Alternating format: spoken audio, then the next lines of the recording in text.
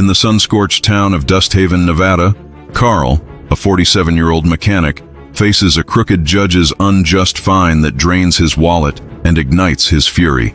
That night, his antique mirror's reflection screams, shattering glass in his world, unleashing a power he never knew he had. As Dusthaven brands him a freak, whispering of curses, Carl fights back, his gray eyes blazing against a town ready to bury him. The mirror's wail isn't madness. It's a call, tied to his father's mysterious disappearance decades ago. Shadows move in the desert, watching Carl, their secrets locked in the glass he can't escape. Is it a gift or a trap waiting to spring? With every crack in the mirror, dark truths about corruption and hidden forces creep closer, threatening to consume him. Can Carl harness what's inside before Dusthaven, or something worse, breaks him?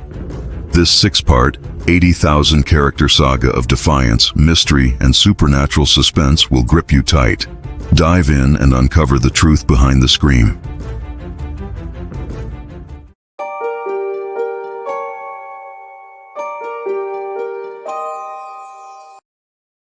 A judge's gavel falls, but the real shock comes later. Carl's mirror reflection screams, and Dusthaven trembles. Dusthaven, Nevada, baked under a merciless sun, its streets cracked, its dreams rusted like the hulks in Carl's auto shop. Carl, 47, was a mechanic with oil-stained hands and a heart scarred by loss. His father, Thomas, vanished when Carl was 10, leaving a tarnished antique mirror and a void no wrench could fix. The shop was his sanctuary, its air thick with grease and metal, tools glinting on pegboards, a radio crooning Merle Haggard through static. Carl's flannel clung to his broad frame, sweat streaking his weathered face, gray eyes sharp but weary, holding a stubborn fire. Dusthaven judged quick, too poor, too rough, but Carl endured, his dry wit a blade against the town's scorn. His clapboard house sagged nearby, porch creaking, the mirror looming in his bedroom, its ornate frame etched with symbols he'd never studied, its glass heavy with an unspoken weight. That morning, Carl stood in Dusthaven's courthouse, a squat, peeling structure reeking of mildew and stale coffee, its ceiling fans creaking lazily. Judge Harlan, 60, presided, his black robe pristine, silver hair gleaming, eyes cold as his gavel's crack. His smile was a predator's, sharp, false, power radiating like heat off asphalt. Carl's pickup had a cracked taillight, a nothing offense, but Harlan leaned forward, voice oily, dripping contempt. $500, payable today. Carl's jaw clenched, calloused fists balling in his pockets, his savings barely enough for rent. 500? For a light? You're robbing me blind, Harlan. The judge's eyes glinted, a shadow of intent flickering. Pay, or it's 30 days, Carl. The crowd, locals, clerks, a smirking bailiff, murmured, their whispers like sand in the wind. Carl emptied his wallet, cash trembling in his hand, and stormed out, the gavel's echo a slap to his pride. At his shop, Carl worked, the clank of tools drowning his rage, but Dusthaven's pulse felt off, Harlan's fine a spark in dry grass. He closed early, craving a drink, and hit the rusty Spur, a bar where neon buzzed and beer soaked the air. Lila, 35, the barmaid, slid him a whiskey, her eyes wary but kind, her braids swinging as she leaned close. Harlan's bragging, Carl, she whispered, glancing at 2 suits in a booth, their watches glinting, voices low. Says he's got plans for you. Carl's gut twisted, his fingers tightening on the glass. Plans? He's a crook, Lila. She nodded, slipping him a napkin with scribbled numbers. Bribes Harlan took, overheard by her sharp ears. The suits watched, their stares like knives, and Carl left, the desert night biting, a black sedan trailing his truck, its headlights predatory. Home, the house was still, dust motes dancing in moonlight, the mirror's frame glinting ominously.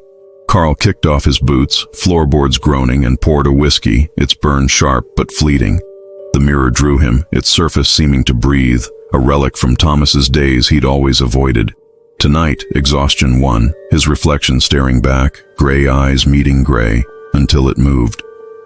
The reflection's mouth gaped, impossibly wide, and screamed, A primal, unearthly wail that shook the house. Windows shattered.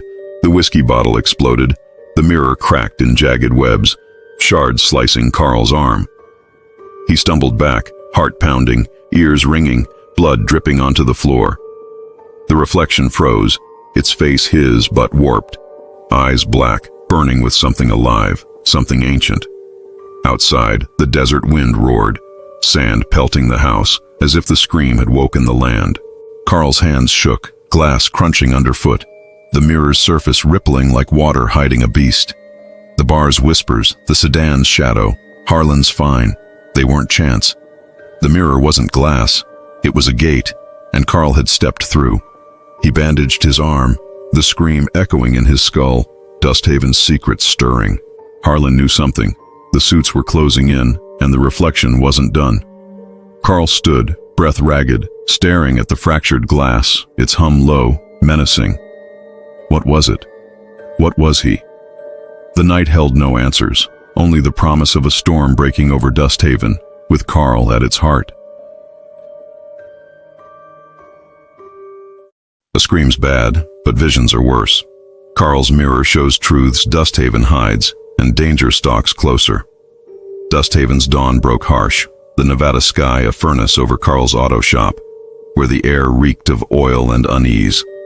Carl, 47, hadn't slept. The mirror's scream from last night ablaze in his mind, his bandaged arm throbbing under his flannel. His gray eyes, bloodshot, scanned the shop. Wrenches, tires, a radio spitting Johnny Cash, but peace was gone. The town whispered, cursed, haunted, and Carl felt it. Dusthaven's heart beat off, Harlan's fine a match in a gas leak. He tightened a bolt, hands steady, but his thoughts churned.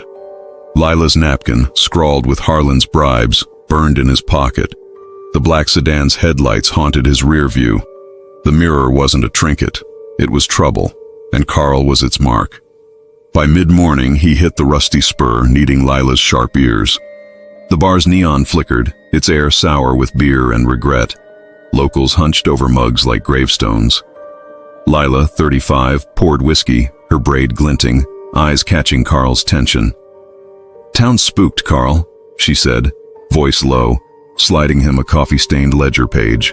Harlan's payouts, names tied to Vitrex, a company she'd heard in whispers. "Those suits were here again, asking about you." Carl's jaw tightened, the page's ink smudged but damning. "Vitrex? What's Harlan into?" Lila shrugged, but her glance at a back booth, where a suit lingered, earpiece glinting, said enough. Carl pocketed the page, left, the suit's stare boring into his back. At home, the mirror loomed, cracks glowing faintly, its hum a low growl. Carl hesitated, then faced it. His reflection normal, too normal, until it shifted. His eyes turned black, the room chilled, and visions hit. Dusthaven's outskirts, a derelict warehouse, its windows dark, machines humming inside, mirrors gleaming like eyes. His father Thomas appeared, young, arguing with men in coats, his eyes glowing, then gone. The vision faded, Carl gasping, frost creeping up the mirror, floorboards creaking. Thomas's voice echoed, "Don't trust the glass." At 10, it was gibberish, now it was a warning. Carl rummaged through Thomas's toolbox, finding a key etched with V, Vitrex maybe, or a vault. Driven, Carl headed to the warehouse, Dusthaven's edge desolate, tumbleweeds skittering across cracked pavement. The building loomed, rusted, its air heavy with decay and ozone. He slipped inside, flashlight cutting through dust, revealing crates of tech, screens, wires, mirrors pulsing faintly, like the one at home. A guard's boots echoed, and Carl ducked, heart pounding, spotting a file. Subject 47C, active. His initials. He grabbed it, bolted, the sedan's headlights flaring as he hit the road. Back at the shop, Evelyn knocked, 50, her lavender cardigan crisp, eyes sharp. "Found something, Carl," she said, handing him clippings, a 1970s cult, the Order of the Glass, tied to Vitrex, mirrors as gates. Thomas was involved, vanished after a fight. Carl showed the file, his voice rough. "They're watching me, Evelyn." Her nod was grim, promising more digging. The town's gossip turned vicious, kids pelting his shop with cans. "Witch" scrawled on a wall. Carl stood firm, the mirror's visions a map, the file a bomb. Harlan's game was bigger than bribes, Vitrex's shadow longer, and the sedan was closer. The mirror hummed, its reflection twitching, not Carl but something else, whispering his name. Dusthaven wasn't just a town, it was a cage, and Carl was its prey, but he'd break it or burn it down. A mirror's whisper isn't random. Carl's reflection knows secrets, and Dusthaven's counsel ignites a fire. Dusthaven's morning was a bruise, the Nevada heat pressing Carl's auto shop, where the mirror's scream and visions clung like grease. Carl, 47, was unraveling, his gray eyes bloodshot, flannel damp, the warehouse file, Subject 47C, burning in his safe. The shop's tools gleamed, radio crackling Waylon Jennings, but customers were scarce. Dusthaven's whispers, cursed, dangerous, chasing them off. Carl tightened a spark plug, hands steady, but his mind raced. Vitrex, the Order of the Glass, his father's glowing eyes. Harlan's fine was a trap, the sedan's shadow a noose, and the mirror's hum a call he couldn't ignore. Evelyn arrived, 50, her librarian's precision sharp, lavender scent cutting the shop's oil. She carried a satchel, spilling clippings, and a 1970s ledger, Order of the Glass, a cult worshipping mirrors as portals, funded by Vitrex. Thomas fought them, she said, eyes fierce. Harlan's father was their lawyer. A photo showed Thomas by Carl's mirror, eyes aglow, symbols carved in its frame. Carl's gut twisted, his shop's lights flickering, air chilling. They killed him, didn't they? His voice was rough, Evelyn's nod grim. She'd found a name, Vitrex's CEO, dead, but his son ran things now, Harlan's puppet master. The mirror's visions replayed. Thomas, shouting, dragged away. Carl faced the mirror at home, its cracks pulsing, reflection staring, then whispering, "Carl, they're coming." Its voice was his, but colder, eyes black, showing Thomas chained, mirrors gleaming, Vitrex men watching. The vision shifted. Dusthaven's council chambers, Harlan smirking, suits plotting. Carl jerked back, heart hammering, frost coating the glass, floorboards groaning. The reflection knew, Harlan, Vitrex, the fine. He dug deeper, finding Thomas's old watch in a drawer, its back etched with "Resist." At 10, it was a trinket. Now it was a command. Driven, Carl stormed a town council meeting, the courthouse packed, air thick with sweat and lies. Harlan presided, his gavel a scepter, suits in the back, earpieces glinting. Carl stood, voice cutting. "Harlan's robbing us blind, tied to Vitrex." The crowd gasped, locals murmuring, but Harlan laughed, cold. "Sit down, Carl, or it's contempt." Carl tossed Lila's ledger page, bribes, names, onto the table, sparking shouts. A farmer lunged, "Traitor!" And chaos erupted, fists flying, chairs toppling. Carl fought back, eyes flashing, streetlights outside bursting, wind howling. Deputies dragged him out, but the crowd followed, some cheering, others cursing. Dusthaven split. At the shop, a Vitrex trap waited. A rigged car, gas leaking, spark ready. Carl smelled it, dove, the explosion rocking the lot, flames licking the sky. He crawled free, cuts stinging, the sedan watching from afar. Evelyn found him, her car screeching up, face pale. "They know you're close, Carl." She handed him a Vitrex memo, his name, "Terminate if uncooperative." The mirror's whisper echoed, Thomas's fight, Carl's now. Dusthaven was a battlefield, Harlan's grip tightening, the town half allied, half enemy. The reflection wasn't just a ghost, it was his strength, and Carl would wield it or break. A mirror's voice cuts deeper than its scream. Carl's past cracks open, and Dusthaven's wrath closes in. Dusthaven's noon sun was a hammer, pounding Carl's auto shop, now scarred by the explosion, its walls charred, windows gone. Carl, 47, stood among the wreckage, gray eyes blazing. flannel torn, the mirrors whisper. They're coming. A drum in his skull. The town's hate had erupted. Graffiti screamed, "Freak." Tires slashed. Customers fled. The radio was silent, the shop a tomb, but Carl worked, fixing a radiator, his hands steady, mind racing. The Vitrex memo, Thomas's watch, Evelyn's clippings, Vitrex and the order of the glass weren't myths. Harlan's find was bait, the explosion a warning, and the mirror's voice his only guide. Carl hit the library, a sagging husk of Dusthaven's past, its air musty, shelves groaning. Evelyn waited, her cardigan neat, eyes fierce, a journal in hand, Thomas's, hidden in a forgotten donation. Its pages were fevered. The mirror sees our light, Vitrex traps it. Thomas detailed experiments, mirrors as cages, his gift stolen, Harlan's father a Vitrex enforcer. Carl's chest burned, his father's disappearance a murder, the journal mentioning a safe in Harlan's office, holding Vitrex's plans. The library's lights buzzed, air crackling, Evelyn's voice urgent. Harlan's scared, Carl. You're waking the town. Outside, a mob swarmed. 30 locals, faces twisted, led by a trucker, fists raised. You're poison, Carl, he roared, throwing a brick, shattering a shop window. Carl's laugh was bitter. Poison? Tell Harlan to choke on it. His eyes flared, wind tearing through. The mob stumbling, some fleeing, others cursing. Carl drove off, dust choking their shouts, but the shop was done, his sanctuary, now a target. At the rusty spur, Lila slipped him a key, Harlan's office, swiped during a delivery. Folks are splitting, Carl, she said, eyes steady. Some are with you. He nodded, whiskey burning his throat, the sedan's shadow outside. Carl snuck into Harlan's office that night, the courthouse dark, air thick with polish and lies. The safe was there, the journal's code, Thomas's birthday, unlocking it. Inside, a ledger. Vitrex's experiments, Carl's name, light active, others like him suppressed. A photo fell, Thomas beaten, mirrors glowing, Vitrex men watching. The mirror's vision hit.